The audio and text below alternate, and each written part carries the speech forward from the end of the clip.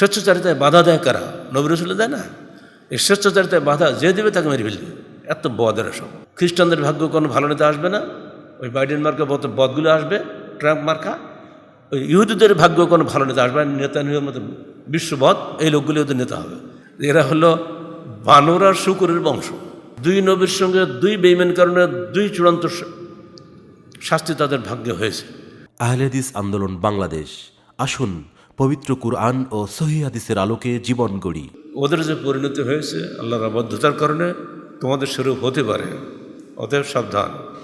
আল্লাহ বলছেন, ওয়াইজ তাআযানা রাব্বুকা লায়াবআসান্না আলাইহিম ইলা ইয়াউমিল কিয়ামাহ। স্মরণ করো সেদিনের কথা যেদিন তোমার প্রতিপালক আজান দিলেন, মানে ঘোষণা দিয়ে জানিয়ে দিলেন, লায়াবআসান্না আলাইহিম ইলা ইয়াউমিল কিয়ামাহ মান ইয়াসুমুহুম সুআল আযাব।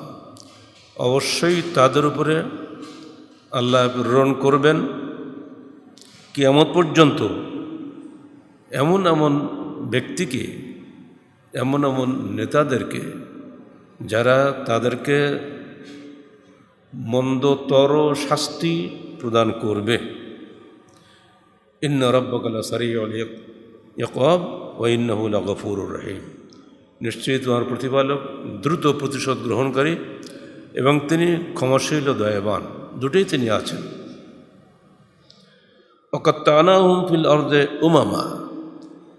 আর আমরা ইহুদিদেরকে সারা পৃথিবীতে ছড়িয়ে দেব, ওদেরকে এক জায়গায় থাকতে দেব না। মিনহুম সালেহুন ওয়া মিনহুম দুনা যালিক। ওদের মধ্যে কিছু লোক হবে সৎকর্মশীল, কিছু লোক হবে তাদের বিপরীত। ওয়াবালাউনাহুম বিল হাসানাতি ওয়াস সাইয়্যাত।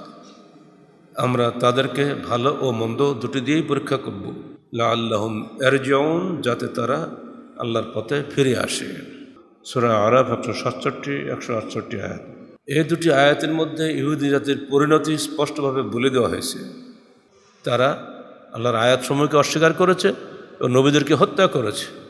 এর শাস্তি হলে তাদের উপরে চিরন্তন গজব আল্লাহ দূরে বাদ, মানে একদম মোহর মেরে দিয়েছেন। ও তো জোরে গজব হবেই।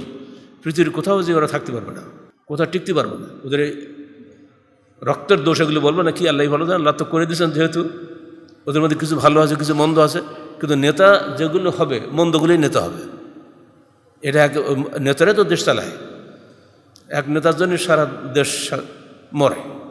নেতা কখনো ওখানে ভালো হবে না। খ্রিস্টানদের ভাগ্য কোনো ভালো নেতা আসবে না, ওই বাইডেন মার্কা বদগুলো আসবে, ট্রাম্প মার্কা। ওই ইহুদিদের ভাগ্য কোনো ভালো নেতা আসবে, নেতানিয়াহুর মতো বিশ্ববদ, এই লোকগুলি ওদের নেতা হবে। কিন্তু সেখানে কিন্তু অনেক ভালো মানুষ আছে। আল্লাহ তো বলেই দিচ্ছেন, মিনহুম সালেহুন ওয়া মিনহুম দুনা যালিক।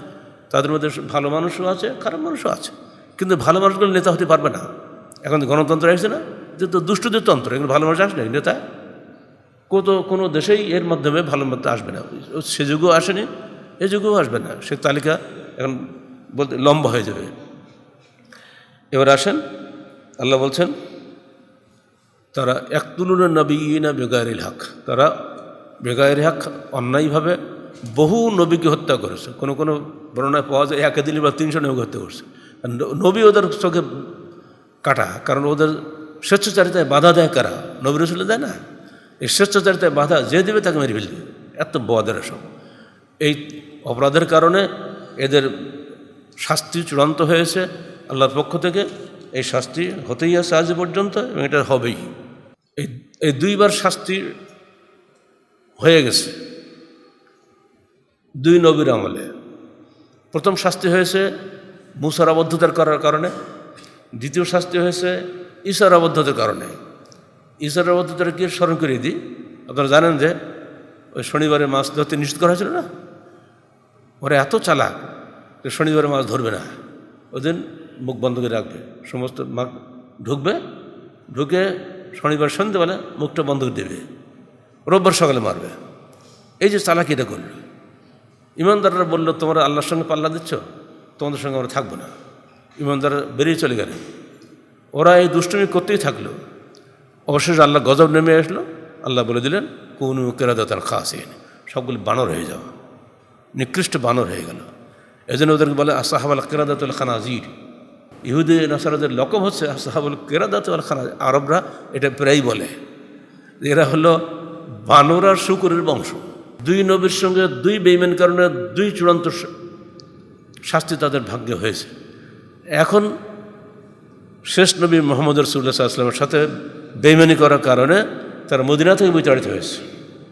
তাদেরকে খায়বার থেকেও বিতাড়িত করা হয়তো, কিন্তু আল্লাহ রসুল দয়া করলেন না। এত বদ বিজয়ী সেনাপতি আমার রসুল, বিজয়ী তখন, তাকে দাওয়াত দিয়ে খাওয়াচ্ছে, সেই গোশতের মধ্যে রানের মধ্যে বিষ মাখিয়ে দিয়েছে। এতটা বদ। উনি তো পরাজিত না, বিজয়ী। মানুষ তো ভয়ে থাকে, অথচ সে ভয়টুকু তাদের নাই। যে কোনো মূল্যে মোহাম্মদকে মারতেই হবে, এও তারা করেছে। এরপরও অতি ধৈর্যশীল আল্লাহ রসুল শাস্তি দেননি। সঙ্গে ছিল বারা বিন আজেব, তিনি নিহত হলেন ওই গোশ খেয়ে।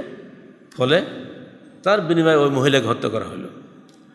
পুরো ইতিহাসটাই হলো গাদ্দারের ইতিহাস।